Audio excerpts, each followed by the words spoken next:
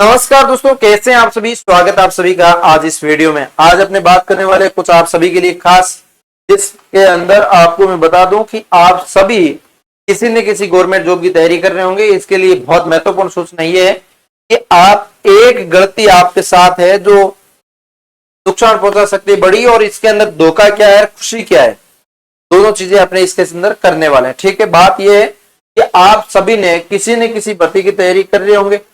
अब किसी न किसी भर्ती की तैयारी कर रहे हैं, जैसे कि आपको पता है दो आपके बोर्ड है जो आरपीएससी और आरएसएसबी एग्जाम करवाती है, बाकी आरबीएससी भी करवा लेती है, जैसे रीट पात्रता का हो गया, जैसे पुलिस विभाग है तो पुलिस खुद का करवा लेती है। तो ये सारी चीजें रहती है, तो ये सारा चीजें हो रही है।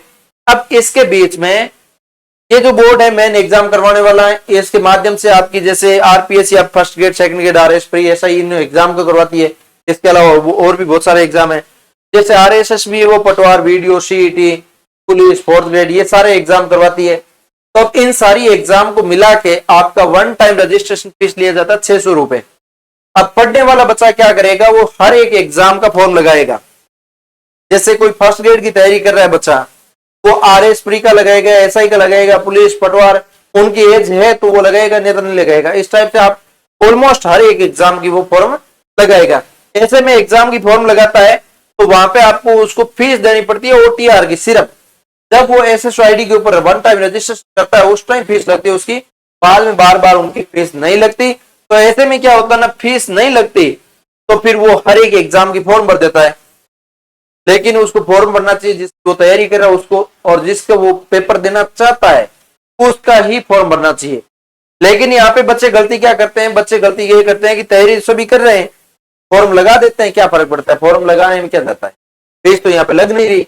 और पहले यहाँ पे फीस लग रही थी तो उस हिसाब सोच समझ के लगाते, क्योंकि फीस हमेशा लगती थी 600 रुपए, और गहलोत सरकार में 600 रुपए एक टाइम कर दिए। इस मामले को लेके गवर्नमेंट ने एक्शन लिया है कि आप जब भी पेपर लगाते हैं तो उसमें उपस्थिति बहुत कम देखने में मिलती है।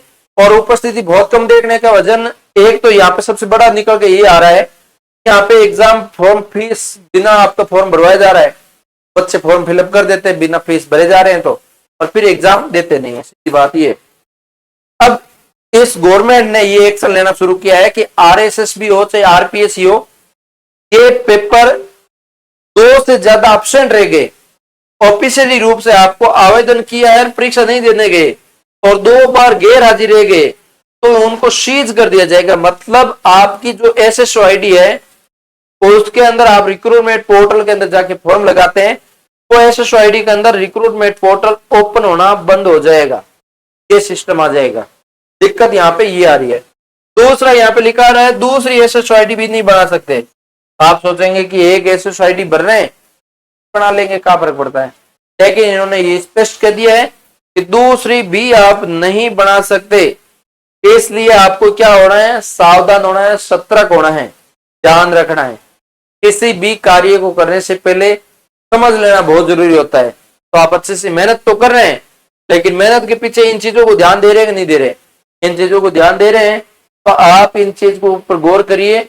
और 21 जून में भर्ती परीक्षा को होगा आयोजन। यहाँ पे देख सकते हैं आप, कर्मचारी चयन बोर्ड की ओर से बताया जा रहा है कि 21 भर्ती परीक्षा है, और ऑलमोस्ट बच्चे रिपीट होते हैं। जिसको पेपर नहीं देना हो, जिस भर्ती की तैयारी नहीं कर रहा हो, उसका फॉर्म ना भरे तो ही सही रहेगा। और भरते हो भाई वे आपने भर दिया और एग्जाम नजदीक आ गया, तो एग्जाम नजदीक आते आते आपसे समय मांगा जाता है कि फॉर्म विड्रॉ कर लीजिए वापस, जिनसे हम आपका रिजेक्ट नहीं करेंगे। तो उस समय आप पेपर देने की कंडीशन में नहीं हो तो फॉर्म वापस विड्रॉ ले लीजिए, ताकि आपका ये गलती नहीं हो।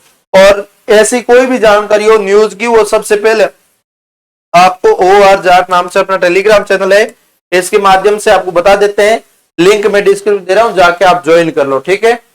तो इसी बात को मैं बताने के लिए आपको आया हूं कि आप जिस भर्ती की तैयारी कर रहे हैं, जैसे आप फर्स्ट ग्रेड की और सेकंड ग्रेड की दोनों की तैयारी कर रहे हैं, आपने कहा मेरे फर्स्ट ग्रेड में अच्छा पेपर जा रहा है, अच्छा पेपर दूंगा मैं, तैयारी मैंने की है, तो अब फर्स्ट ग्रेड का पेपर तो दे दिया, अब सेकंड ग्रेड का पेपर आया, क्या बात है यार, सेकंड ग्रेड तैयारी नहीं, क्या पेपर छोड़ो, नहीं, कैसे गलती नहीं करनी, आपको पेपर देने जाना है और जाए नहीं।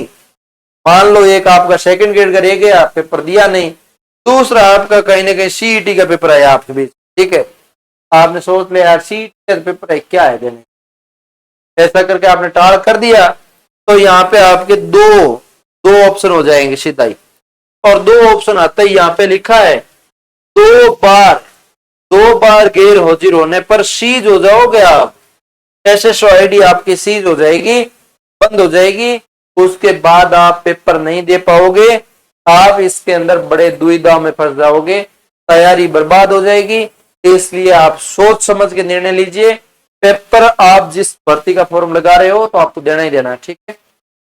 तो चतुर्थ श्रेणी के 25 लाख फॉर्म आए हैं, इनमें से मुझे यकीनन है 20 लाख के लगभग लोग पेपर देंगे, बाकी 5 लाख पेपर नहीं देने वाले ही है। फिर भी इन्होंने फॉर्म लगाया है, हालांकि फॉर्म नहीं लगाना था और लगा दिया, तो कोई बात नहीं, पेपर दे लेना भाई, चूक मत जाना। फोर्थ ग्रेड का नहीं दिया, सीईटी का या उसका नहीं दिया, अब तो हो गए, और आपने एक साल तैयारी की, वो भी आपकी फालतू चली। तो इसलिए बच के रहना, अच्छे से मेहनत करना, बेहतरीन करना, आगामी बहुत भर्तियां हैं और बहुत भर्तियों के अंदर आपको संभल के अच्छे से चलना है, और इसी टाइप से मेहनत करोगे नौकरी लग जाओगे। मिलते हैं किसी नए सेशन के साथ, तब तक जय हिंद, जय भारत।